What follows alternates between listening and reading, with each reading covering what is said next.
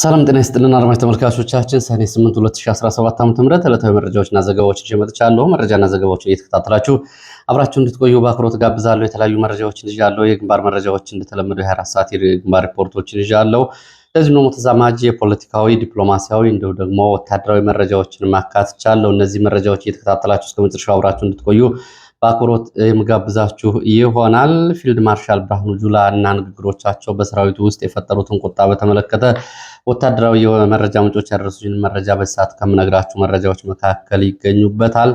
በተለያዩ የአማራ ክልል አካባቢዎች እየተደረጉ ያሉ ውጊያዎች እና ተዛማጅ መረጃዎችን እንደተለመደው የምትሰሟቸው ይሆናሉ። ሀሳብ አስተያየቶቻችሁን ማካትቻለሁ። የተከታተላችሁ አብራችሁ እንድትቆዩ ነው በአክብሮት የምጋብዛችሁ። ሀሳብ አስተያየት ኖራችሁ ጥቆማ ዜና@gmail.com በዲስክሪፕሽን ላይ በሚገለጸው የኢሜል አድራሻ እንዲሁም ደግሞ በሜሴንጀር ዋትሳፕ እና በትዊተር መልእክቶች ልታደርሱ ይችላላችሁ። እያደረጋችሁ ስለሆነ በእጅጉ ነው የማመሰግነው። በተደጋጋሚ አድራሻ የምትጠይቁኛላችሁ። ዩቲዩብ ላይ ዲስክሪፕሽን ላይ በተገለጸውን የኢሜል አድራሻ መጠቀም መልእክቶችን መላክ የምትችሉ ይሆናል። እንዲሁም ደግሞ በፌስቡክ ገጽም እንደዚሁ ፈልጋችሁ በእኔ ስም መልእክቶች ብትልኩ ይደርሱኛል። በእጅጉ ነው የማመሰግነው። እንግዲህ ዛሬ መነጋገሪያ ከሆኑት ዓለም አቀፍ ጉዳዮች መካከል የኢራንና የእስራኤልን ጉዳይን በተመለከተ የያዝኩት መረጃ አለ፣ የማደርሳችሁ ይሆናል።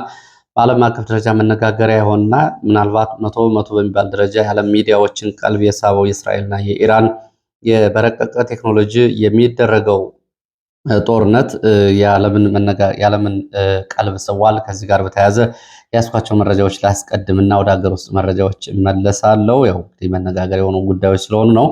በቅደም ተከተል የሀገር ውስጥ ዜናዎች መቅደም ነበረባቸው። ለዚህ ሰዓት ግን እነዚህ መረጃዎች ላደርሳችሁና የ24 ሰዓት መረጃዎችን ወደ ሌሎች መረጃዎች እመለሳለሁ። ኢራን እና እስራኤል እንግዲህ በረቀቀ የሚሳይል ቴክኖሎጂ እያደረጉ ያለው ውጊያ ቀጥሏል። ዛሬ ለሶስተኛ ቀን ነው እየቀጠለው። በሁለቱ ሀገራትም አንዱ ለሚፈጽመው ድብደባ ሌላው ያጸፋ ምላሽ እየሰጠ ነው የሚገኘው። እስራኤል የኢራን ወታደራዊ ይዞታዎች፣ ወታደራዊ መሪዎች፣ የኒውክሌር ሳይንቲስቶች፣ ስትራቴጂክ የጦር ሰፈሮችን እና የጦር መምሪያዎችን አውድም ያለው የነዳጅ እና የጦር መሳሪያ መሰረተ ልማቶችንም ከጥቅም ውጭ አድርጌያለሁ እያለች ነው የምትገኘው። ኢራንም ለእነዚህ ጥቃቶች ምላሽ ሰጥታለች። በርካታ የእስራኤል ከተሞች ተደብድበዋል። የኒውክሌር ጣቢያ፣ የጦር መስሪያ ቤቱ፣ የመከላከያ መስሪያ ቤቱ ማለት ነው፣ የነዳጅ ማጣሪያና ሌሎች የሚሳይል ማዕከላትም እንደተደበደቡ ነው የኢራን ባለስልጣናት እየገለጹ የሚገኙት። በሰጠነው አጸፋ ነው የሚሉት። እስራኤል ኢራንን ምድረ በዳ አድርጋታለሁ፣ በተለይ ቴህራንን ከሰዎች ለቀው እንዲወጡ ከወታደራዊ ተቋማት ኢራናውያን እንዲርቁ እስራኤል ማስጠንቀቂያ ሰጥታለች። ከዚህ ጋር በተያያዘ ኢራንም ገና እስከ 2000 የሚደርሱ ሚሳይሎችን በእስራኤል ላይ አዘንባለሁ እያለች ነው የምትገኘው። እስራኤል አራተኛውን የሚሳይል ማዕበል በቅርቡ ትቀበላለች እያለች ትገኛለች። የኢራን ዛቻ ማለት ነው። እስካሁን ድረስ 3 ዙር ሚሳይሎችን ማዕበል አውርጃለሁ፣ አሁን ደግሞ አራተኛው ዙር የከበደው ይመጣል እያለች ነው የምትገኘው። በቴክኖሎጂ በኩል እንግዲህ የእስራኤል የአየር ጋሻዎች፣ የአየር መከላከያ ጋሻዎች 90% የሚሆኑትን የኢራን ድሮኖችን፣ ሚሳይሎችን አየር ላይ ያስቀርተናል። የተወሰኑት ብቻ ናቸው ይህንን የአየር ጋሻ አልፈው ወደ እስራኤል ምድር የወደቁት ሲሉ ነው እየገለጹ የሚገኙት። ኢራን ትላንትና ከሰዓት ጀምሮ ደግሞ ከጥቅም ውጭ ሆኖ የነበረው በእስራኤል አየር ኃይል ምክንያት ከጥቅም ውጭ ሆኖ የነበረው የአየር መከላከያ ጋሻዋ እንደገና ስራ መጀመሩን ተከትሎ በርካታ የጦር ጀቶችን እና ድሮኖችን መትቼ ጥያለሁ ብላለች። ወደ አየር ክልል የገቡ በርካታ ድሮኖችና ጀቶችን የእስራኤልን ጥያለሁ ብላለች።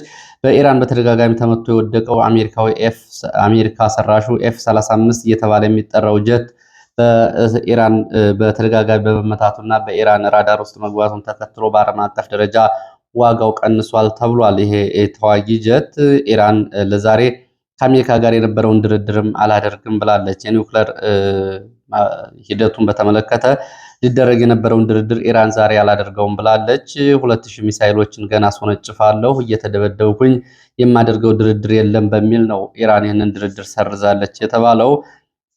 አሁን ኢራን የምታስታጥቃቸው 4 ጸረ እስራኤል ቡድኖችም ከኢራን ጎን ተሰልፈው የምድር ወታደራዊ እንቅስቃሴ መጀመራቸውን አሁን የወጡ መረጃዎች ያሳያሉ።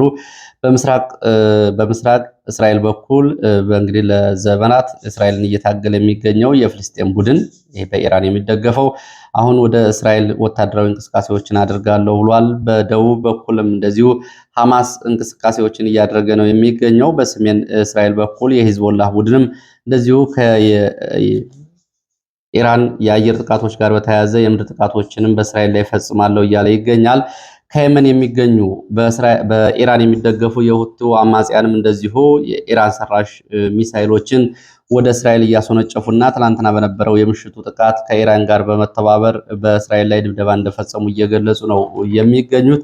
እንግዲህ በአራት አቅጣጫዎች የሚገኙ የኢራን ደጋፊ ቡድኖችም እንግዲህ ወደ እስራኤል እንዘምታለን እያሉ የሚገኙት ይሳካሉ የሚለው አብሮ የሚታይ ነው የሚሆነው። የዓለም አቀፍ የነዳጅ ዋጋ በ10% ጨምሯል። ኢራን እንግዲህ ከዓለማችን ቁጥር አንድ ነዳጅ አምራች ሀገራት ውስጥ በግንባር ቀደምትነት የምትገኝ ነች። የነዳጅ ዋጋ በዚህ ጦርነት ምክንያት በ10% ዋጋው ጨምሯል። ኢራን ሃይበር የተባለ ሚሳይል በሁለት ደቂቃዎች እንግዲህ እስራኤል መድረስ የሚችሉና 2300 ኪሎ ሜትሮችን ለመጓዝ 2 ደቂቃ ብቻ የሚፈጅበትን ፈጣን ሚሳይል በእስራኤል ከተሞች ላይ ድብደባ ፈጽማበታለች። የእስራኤል ከተሞችም በዚህ ሃይበር በተባለ ሚሳይል መደብደባቸውን ነው መረጃዎች የሚያሳዩት። እስራኤል ዜጎቿ በደህንነት መቆያ ምድር ቤቶች እንዲገቡ ትዕዛዝ ሰጥታለች። ይህንን ተከትሎ እንግዲህ ቴህራን በከተማ ውስጥ ከባድ ጥቃት በቴህራን ከተማ እንግዲህ በኢራን ከባድ ጥቃት ይኖራል በሚል እስራኤል ማስጠንቀቂያ ሰጥታለች። የእስራኤል መከላከያ ሚኒስቴር ለኢራናውያን እያለ ነው የሚገኘው። ለበርካታ ባለስልጣናትም እንደዚሁ በሞሳድ ክትትል ውስጥ ይገኛሉ። ፖለቲካዊ ባለስልጣናት ሳይሆን የኒውክለር እንዲሁም ደግሞ የኢራን አብዮታዊ ዘብ እና የኢራን የመከላከያ ወታደራዊ መሪዎችን ግን አሁንም እናጠቃለን እያለች ነው የምትገኘው እስራኤል።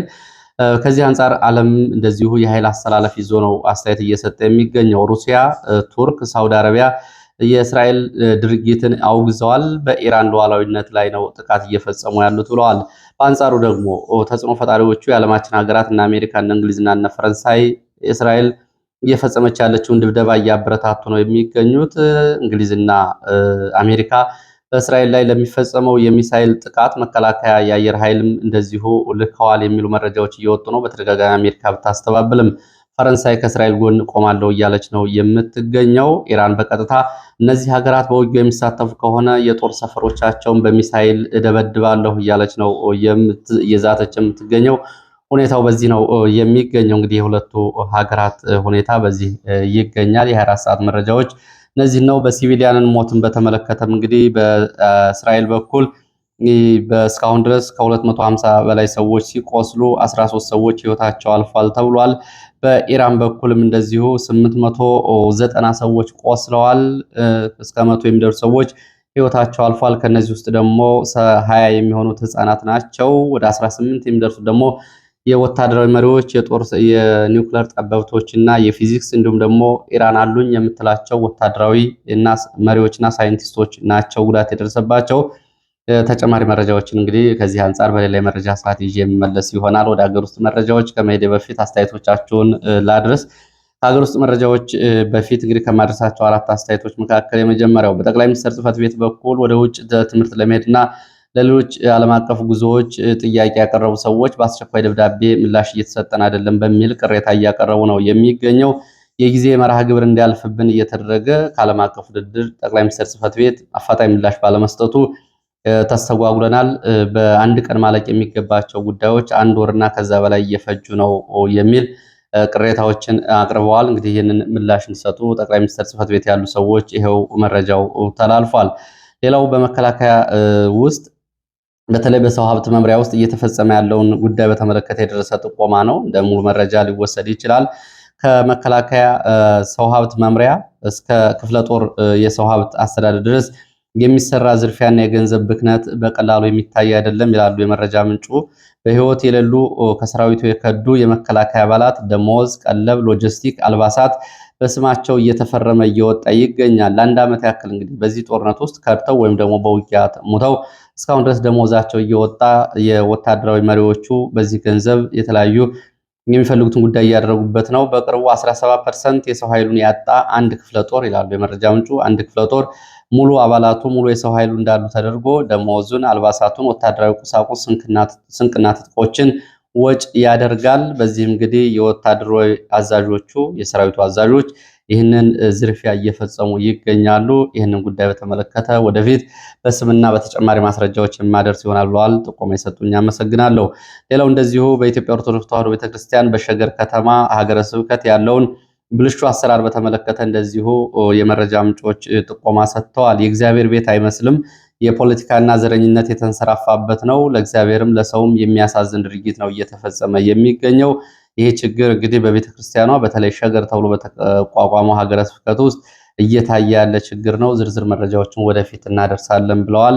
ሌላው አሁን ታስረው በአስቸጋሪ ሁኔታ ውስጥ የሚገኙ የጤና ባለሙያዎች ድምፅ በመሆን በኩል በቂ ድምፅ እየሆናቸው አይደሉም ሚዲያዎቹ የሚል እንደዚሁ አስተያየትም ጥቆማም ደርሷል። ለምሳሌ በአዲስ አበባ ኮልፌ ቀራኒዮ ወረዳ 3 ይሰሩ የነበሩ የጤና ባለሙያዎች ውስጥ ወደ ታስረው ከሚገኙት የላቦራቶሪ ባለሙያ ሐውልቱን በመጥቀስ የመረጃ ምንጮቹ አሁን የእንጀራ ጥያቄ ሲያቀርቡ የነበሩ የጥቅማጥቅም ጥያቄ ሲያቀርቡ የነበሩ ሐኪሞች ጉዳይ ወደ ሌላ ፍረጃ ገብቶ የፋኖ ደጋፊ ናችሁ፣ ጽንፈኛ ናችሁ በሚል ሐኪሞችን በተለይ የአማራ ተወላጆች ጫና ውስጥ እንዲገቡ እየተደረገ ስለሆነ አስፈላጊው ድምፅና ጉዳያቸው የእንጀራ ጥያቄ መሆኑና የመብትና የጥቅማጥቅም መሆኑ ሊታወቅ ይገባል። ሌሎች እንግዲህ በበቂ ሁኔታ ድምፅ ሊያሰሙላቸው ይገባሉ የሚሉ መረጃዎችን አድርሰዋል። በእጅጉን የማመሰግነው። ወደ ሌሎች መረጃዎች ሲሄድ ወደ ችሎት መረጃ ነው የሚሄደው። የችሎት መረጃ ሰኔ 5 2017 ዓ.ም የቅጣት ውሳኔ የተላለፈበት አስማራ ወረቀት ወደ ዝዋይ እስር ቤት መዛወሩን እንደዚሁ ከቅሊንጦ አካባቢ የወጡ መረጃዎች ያሳያሉ። እንግዲህ ፍርድ ከተፈረደ በኋላ ወዲያውኑ ወደ ቅሊንጦ እንዲዛወሩ ተደርገዋል በሚል ቤተሰቦቻቸውን ሳያገኙ ነው የሄዱት በሚል ቅሬታዎችም እየቀረቡ ነው የሚገኙት። ሌላው በአማራ ተወላጆች ላይ እየተፈጸመ ያለውን ጭፍጨፋ በተመለከተ የወጣ መረጃ ነው። በደቡብ ምዕራብ ሸዋ ዞን ሰበታ ሐዋስ ወረዳ በአማራ ተወላጆች ላይ መጠነ ሰፊ ጭፍጨፋ እየተፈጸመ ይገኛል። ላለፉት 7 ዓመታት አብይ አህመድ ወደ ስልጣን ከመጣ በኋላ ጭፍጨፋ እየተፈጸመብን ነው፣ በደል እየደረሰብን ነው፣ የሚሰማን የለም። በቀጥታና በተዘዋዋሪ ታጣቂዎቹም የመንግስት መደበኛ መዋቅሩም ከፍተኛ ጭቆና እያደረሰብን ነው፣ ጫናም ጭፍጨፋም እያደረሰብን እንድንፈናቀል ንብረታችን እንዲወድም እየታገትን ከፍተኛ ገንዘብ እንድንከፍል እየተደረገ ነው ብለዋል። ለምሳሌ ሰኔ 2 2017 ዓ.ም ሰጎ ተብሎ በሚጠራ ቦታ ሰጎ ጤና ጣቢያ አቅራቢያ በርካታ የአማራ ተወላጆች ከቀኑ 10 ሰዓት በአሰቃቂ ሁኔታ ተጨፍጭፈው ተገድለዋል። የአማራ ተወላጆቹ የተጨፈጨፉት በኦነግ ሸኔ ታጣቂዎችና በአካባቢው አስተዳደር የጋራ ጥምረት እንደሆነ የሚገልጹት የመረጃ ምንጮቹ በአሰቃቂ ሁኔታ ከተጨፈጨፉት መካከል በርካቶቹ የአንድ ቤተሰብ አባላት መሆናቸውን የደረሰው መረጃ ያሳያል። ግሩም አስረሴ እስከነ ልጁ፣ አለማየሁ ቦጋለ ከነ ልጁ፣ አሳየው ንጋቱ ከነ ወንድሙ፣ መለሰ ወልደ ኪዳን፣ አበራ ገብረ ጻዲቅ፣ ደቤ ግርማ እነዚህ እንግዲህ ከተገደሉት 12 ሰዎች መካከል እስከ ቤተሰቦቻቸው ይገኙበታል። ሌሎችም እንደዚሁ ቆስለው ሆስፒታል እየገቡም እንዳሉ ነው መረጃዎች የሚያሳዩት። በዚህ ምክንያት የአንድ ቀበሌ ህዝብ ተፈናቅሏል። አሁን ባለው እንግዲህ የዘር ወቅት አርሶ አደሮች እንዲፈናቀሉ ተደርገዋል። የከፋ አስቸጋሪ ኑሮ እየገፉ እንደሚገኙ ነው የገለጹት። የሚገርመው ይሄ ጭፍጨፋ በተፈጸመበት ዕለትና በተፈጸመበት ቦታ መከላከያ 1 ኪሎ ሜትር በማይሞላ ርቀት ውስጥ ሰፍሮ ነበረ። ምንም የወሰደው እርምጃ የለም። ንጹሃንም ለመጠበቅ ያደረገው እንቅስቃሴ የለም ሲሉ ነው የአካባቢው ነዋሪዎች እየገለጹ የሚገኙት። ነዋሪዎቹ ላለፉት 7 ዓመታት የደረሰባቸውን ከባድ ሰቆቃ አሁንም መቼ እንደሚቆም አናውቅም፣ የሚመለከተው አካል ሊደርስልን ይገባል ሲሉ ነው እየገለጹ የሚገኙት። ሌላው ምናልባት ወደ አሜሪካ ጉዞ የሚያደርጉ የኢትዮ ፎከስ አድማጭ ተመልካቾችን የሚጠቅም ከሆነ የሚከተለው መረጃ ላድርሳችሁ። አሜሪካ ወደ ሀገሯ የሚገቡ ዜጎችን በተመለከተ ተጨማሪ በ36 ሀገራት ላይ የጉዞ ማዕቀብ ወይም ደግሞ እገዳ ልትጥል መሆኑን ዋሽንግተን ፖስት ዘግቧል። ዋሽንግተን ፖስት ከውጭ ጉዳይ ሚኒስቴር መስሪያ ቤት ባለስልጣናት አገኘሁት ባለው መረጃ መሰረት 36 ተጨማሪ ሀገራት ወደ አሜሪካ ዜጎቻቸው እንዳይገቡ የቪዛ እገዳ ሊጣልባቸው ይችላል። ይሄን እገዳ እንዳይጣልባቸው በ2 ወራት ውስጥ ማስተካከል ያለባቸውን 6 ቅድመ ሁኔታዎች ወይም ደግሞ መስፈርቶች አሟልተው መገኘት አለባቸው ተብሏል። በዚህ ዝርዝር ውስጥ እንግዲህ ኢትዮጵያ አለችበት ተብሏል። ውጭ ጉዳይ ሚኒስቴር ይሄን ጉዳይ በማስታወሻ ፈርሞበታል ነው የሚለው ዋሽንግተን ፖስት። እነዚህ ሀገራት በ2 ወራት ውስጥ መስፈርቶችን እንዲያሟሉ ተጠይቋል። 25ቱ ሀገራት ከ36ቱ የአፍሪካ ሀገራት ናቸው።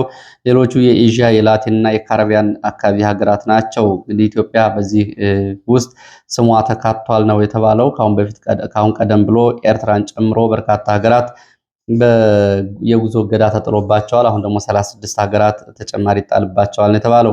ኢትዮጵያ፣ ጅቡቲ ከአፍሪካ ይገኙበታል። በ2 ወራት ውስጥ የሚከተሉትን መስፈርቶች እንዳሟሉ ተጠይቋል። አንደኛው አስተማማኝ ሰነዶች እና የአስተማማኝ ሰነዶች አያያዝ አሰጣጥን በተመለከተ የዜጎች ሰነድ፣ የልደት ሰርቲፊኬት፣ ፓስፖርት፣ መታወቂያዎች እነዚህ ግልጽ የሆኑና ለመጭበርበር በማይችል ሁኔታ የሀገራቱ አያያዝ እንደ መስፈር ተቀምጧል። ይህንን ማሟላት አለባቸው ተብሏል።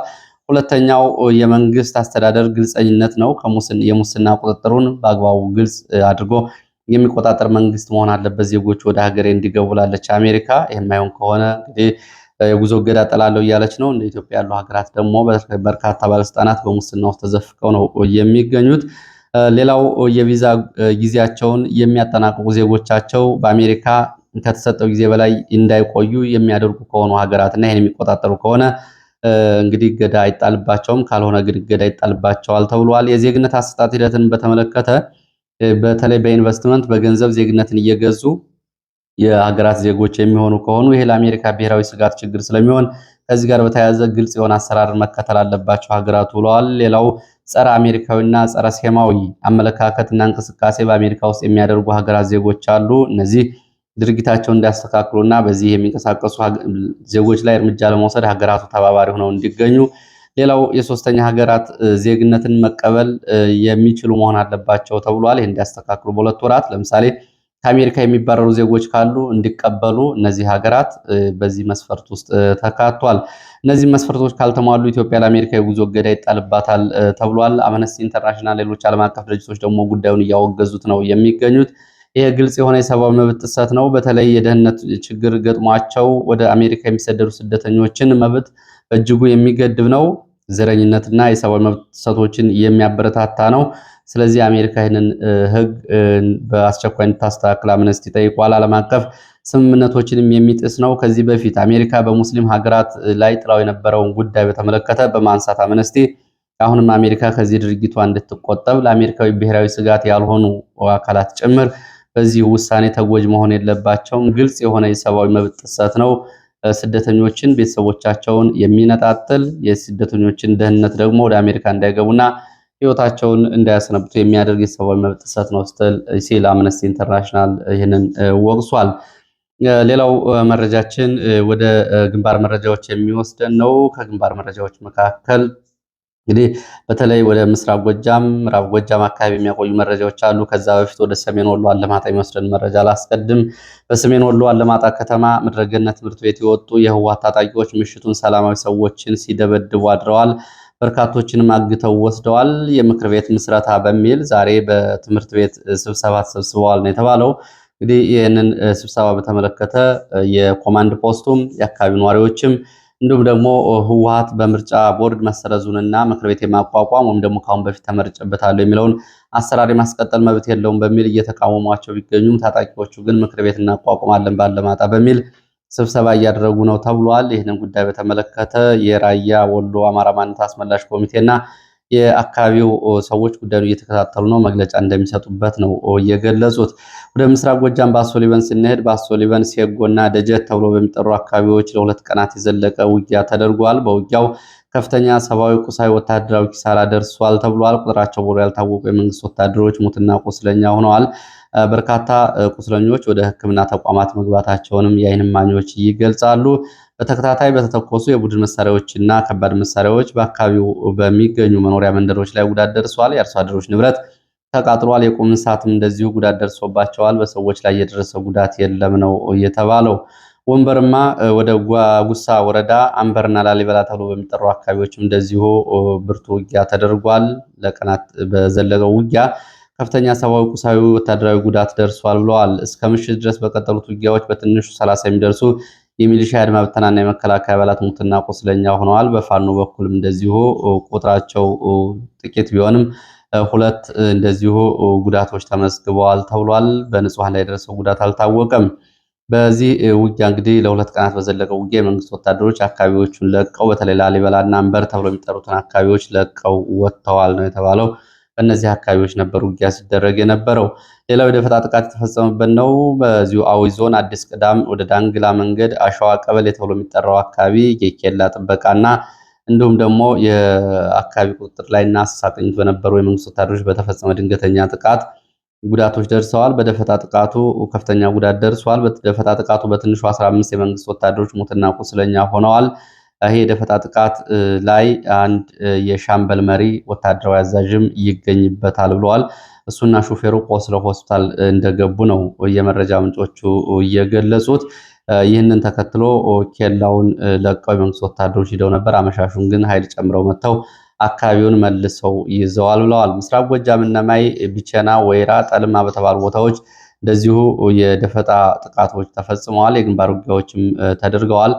በእነዚህ 3 ቦታዎች ላይ በተፈጸሙ የደፈጣ ጥቃቶች እንዲሁም ደግሞ በተደረጉ የመደበኛ ውጊያዎች 9 የሚሊሻ አባላት እና የአድማ ብተና አባላት ሙትና ቁስለኛ ሆነዋል። ሌሎች 5 የሚደርሱ ደግሞ ቆስለዋል የሚሉት የመረጃ ምንጮቹ በንጹሃን ላይ በቀል ፈጽመዋል ሌሎች የሚሊሻ አባላት፣ በዚህም ንጹሃን እንደዚሁ ህይወታቸው ያለፋለ ሲሉ የመረጃ ምንጮቹ ገልጸዋል። ሰከላ ምዕራብ ጎጃም ሳንግም ተብሎ የሚጠራ ቀበሌ ላይ በካምፕ ላይ በተፈጸመ ድንገተኛ ጥቃት በፋኖች ወታደራዊ ቁሳቁሶች ገብተዋል ተብሏል። ሎጂስቲክ በተመለከተ ተተኳሽ፣ ብስኩትና ሌሎች የወገብ ትጥቆች በፋኖች ገብተዋል። የቡድንና የነፍስ ወከፍ መሳሪያ ተተኳሾች በፋኖች መግባታቸውን ነው የመረጃ ምንጮች የገለጹት በድንገተኛ ጥቃቱ።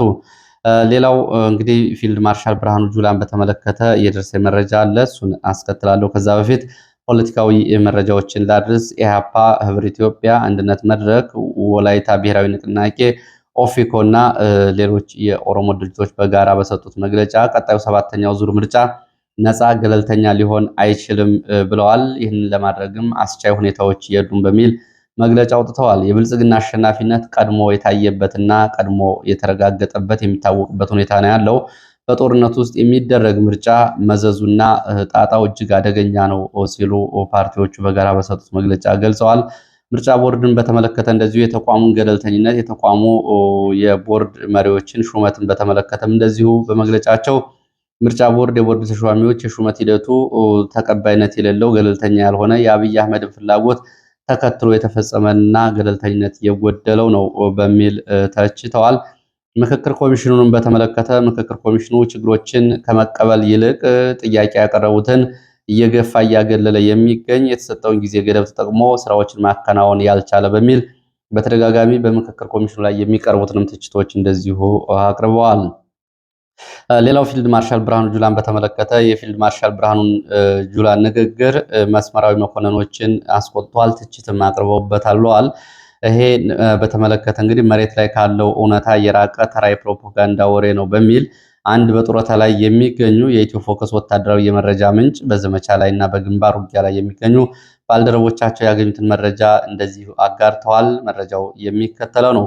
ፊልድ ማርሻል ብርሃኑ ጁላ ባልተረጋጋ ስብና ተጨማሪ ባህሪያት ምክንያት ሁኔታዎችን በመገምገም ወታደራዊ ጉዳዮችን በጥንቃቄ የማየት ከፍተኛ ችግር ያለባቸው ደካማ ወታደራዊ መሪ ናቸው ይላሉ። አሁን በጡረታ የሚገኙ ወታደራዊ መሪ በስራ ላይ ካሉ ወታደራዊ ባልደረቦቻቸው ያገኙትን መረጃ ሲያደርሱ ወደ ሚዲያ ከመቅረባቸው በፊት በተደጋጋሚ ወታደራዊ ካውንስልና ውሳኔዎችን እንዲያዩ አማካሪዎቻቸውን እንዲያገኙ ተደጋጋሚ ይነገራቸዋል። እሳቸው ግን ይህን የሚያደርጉ አይደሉም። የመጣላቸውን የሚናገሩ ጠቅላይ ሚኒስትሩን ለማስደሰት ብቻ የሚወራጩ ወታደራዊ ዲሲፕሊን ከፖለቲካ የሚቀላቀሉና በየትኛውም ጊዜ የሚናገሩትን ነገር ኃላፊነት የማይወስዱ ናቸው በሚል ወታደራዊ መኮንኖቹ እንደተቆጡ ሰሞኑን ለፓርላማ ባቀረቡት ሪፖርት ላይ 10% የማይሞሉ ታጣቂዎች ናቸው የቀሩን፣ የመለቃቀም ስራ ነው የቀረን፣ 90% የሸኔና የፋኖ ታጣቂዎችን ደምስሰናል ያሉበት ጉዳይ እጅግ የሚያስገምት ከዚህ በፊት ከነበሩ ስህተቶቻቸው ያልተማሩበት ከ45 እስከ 90 ቀናት ብቻ በድረስ ድረስ ወታደር እያሰለጠኑ ሰራዊቱን ለልቄት እየጨረሱ የሚገኙ እንደ ኢታማጆር ሹም መመሪያዎቻቸው የማይተገበሩላቸው የነበረው ሰራዊት አልቆ ግዳጅ መመላ እንዲገባ ያደረጉ እንደዚህ እንግዲህ በአፈጻጸም ደረጃ ሲታዩ ዝቅተኛ እንዲሁም ደግሞ ተቀባይነት የሌላቸው ወታደራዊ መሪ ናቸው። ትዕዛዛቸው የማይፈጸም ሪፖርቶችን የማይገመግሙ ናቸው።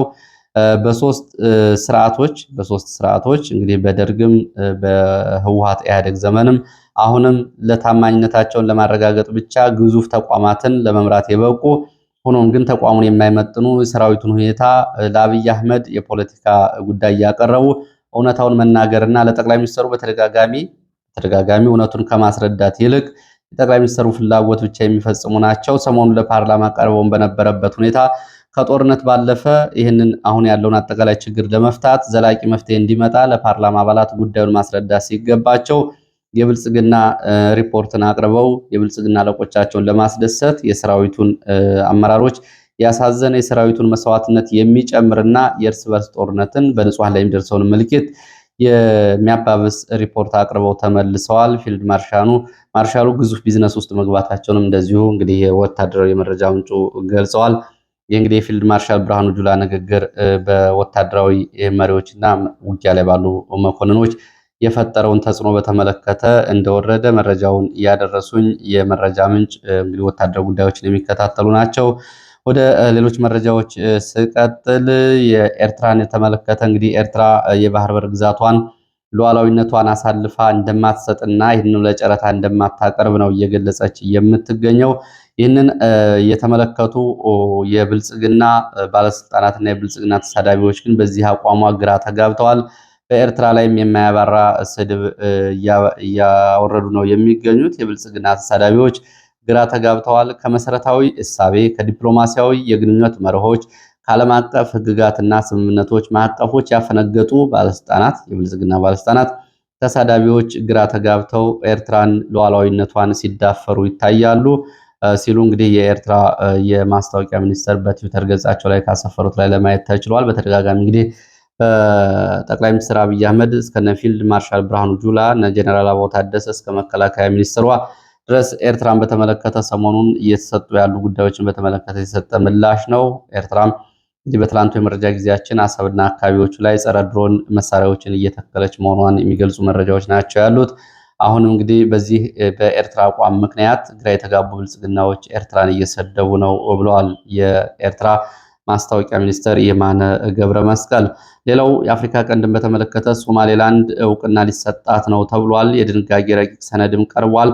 የአሜሪካ የሕግ አውጭ ምክር ቤት አባል ባቀረቡት ሰነድ ሶማሌላንድ ለአሜሪካ የበርበራ የጦር ሰፈርን ግንባታ የፈቀደች እንዲሁም ደግሞ የቻይናን ዓለም አቀፍ ተወዳዳሪነት ለመመከት ያላት አስፈላጊነት እንዲሁም ደግሞ የተረጋጋ ዲሞክራሲያዊ መንግስት በመመስረት እያሳየችው ያለችው አርአያነት እነዚህ እንግዲህ ሀገሪቱ እውቅና እንዲሰጣት መስፈርቶች ሆነው በአንድ አሜሪካ ሴናተር በኩል ለምክር ቤቱ ቀርቧል ተብሏል። የምክር ቤት የውጭ ሕግ አውጭ ምክር ቤት የሴናተር አባሉ ይህንን በተመለከተ እንግዲህ አሜሪካ እውቅና እንዲሰጣት ጠይቀዋል። ጥብቅ ወዳጅነት ከሶማሌላንድ ጋር መመስረት አለብን፣ በቀጠናው ጥቅሞቻችን ማስከበር አለብን። አሜሪካ ይህንን ጥቅሟን ታሳቢ ማድረግ ሶማሌላንድን እውቅና እንዲሰጣት ረቂቅ ሰነድ አቅርበዋል። ሶማሌላንድ እንግዲህ በአሜሪካ እውቅና የሚሰጣት ከሆነ በምስራቅ አፍሪካ ያለው አጠቃላይ የዲፕሎማሲ ፖለቲካዊ ጉዳዮች እንግዲህ የመለወጣቸው ነገር የሚያጠራጥር አይደለም። አሁን ሶማሌላንድ ከ21 ሺህ በላይ የሚደርስ ሰራዊቷ በኢትዮጵያ መንግስት ድጋፍ ስልጠና እየወሰደ እንደሚገኝ መረጃዎች ያሳያሉ። ሞቃዲሾና አዲስ አበባ እንደዚሁ በዚህ ጉዳይ ላይ ያው የተለያዩ ቃላትን እየተወራወሩ ነው። ስምምነት ገብተናል ቢሉም ስምምነታቸው ተፈጻሚ እየሆነ አይደለም። ከአሁን በፊት ኢትዮጵያና ሶማሌላንድ ገብተውት የነበረው የወደብ ኪራይን በተመለከተም እንደዚሁ ሰሞኑን ፕሬዚዳንቱ ወደ አዲስ አበባ ይመጣሉ። በዚህ ጉዳይም አዲስ ንግግሮች ይኖራሉ ተብሏል። አሜሪካ እውቅና የሚሰጣት ከሆነ በቀጠናው ከጅቡቲ በመቀጠል እንግዲህ በተለይ ሀያላን ሀገራት ሊረባረቡባት ወደ ወታደራዊ የጦር ሰፈር ለመገንባት ትኩረት የሚያደርጉባት ይሆናል። አሁን ባለው ሁኔታ እንኳ ሩሲያ፣ አሜሪካና እስራኤል በዚህ በሶማሌላንድ በርበራ ወደብ የጦር ቤዝ መመስረት ወይ ደግሞ የጦር ይዞታ ማቋቋም ይፈልጋሉ። እስራኤል በተለይ በየመን አካባቢ የሚንቀሳቀሱ ሁቲዎችን ለመቆጣጠር እዚህ አካባቢ የጦር ሰፈር ለመገንባት እንቅስቃሴ እያደረገች እንደምትገኝ ነው መረጃዎች የሚያሳዩት። ለዚህ ሰዓት ያሰባሰብኳቸው መረጃዎች እነዚህ ናቸው። ስለተከታተላችሁ በእጅጉ አመሰግናለሁ። በሌላ ተመሳሳይ መርሃ ግብር እስከምንገናኝ ድረስ መልካም ጊዜ